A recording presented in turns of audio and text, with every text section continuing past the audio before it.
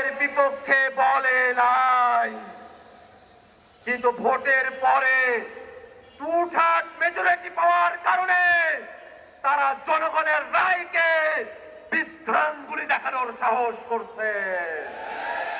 জনগণ গণভোটের মধ্য দিয়ে বাংলাদেশের রাষ্ট্র কাঠামোতে যে পরিবর্তন চেয়েছে, আজকে 2/3 ক্ষমতার জোরে তারা সেটাকে অমান্য করার পায়তারা করছে। ভাইরা আমার, তারা সংবিধানের কথা বলছে, আমরাও বলি দেশ পরিচালনা করতে সংবিধান লাগবে, কিন্তু সেই সংবিধান 72-এর মুজিববাদী সংবিধান না। সেই সংবিধান শেখ হাসিনার সংবিধান না। সেই সংবিধান কোন দল বিএনপির সংবিধান না। দেশ পরিচালনার জন্য সংবিধান লাগবে, সেই সংবিধান হতে হবে জনগণের সংবিধান। আর সেই সংবিধানে জনগণের কথাগুলো থাকবে, তার অন্যথা আমরা হতে দেব না।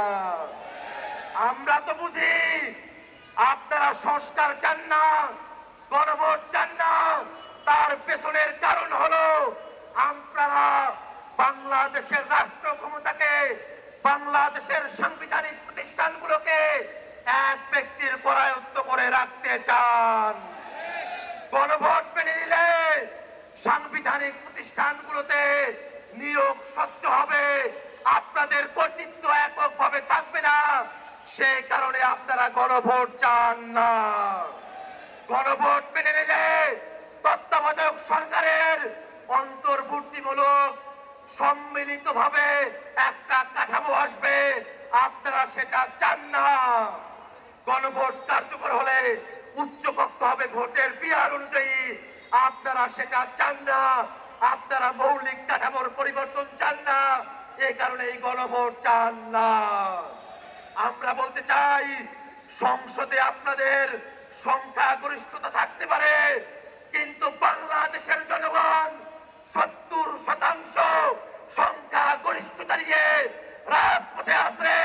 এই জনগণকে কোনোভাবেই অমান্য করে আপনারা টিকে থাকতে পারবেন না।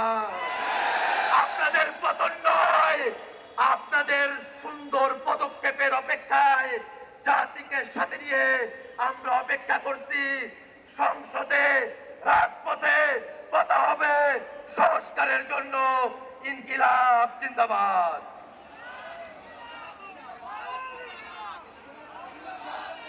সংগ্রামী উপস্থিতি,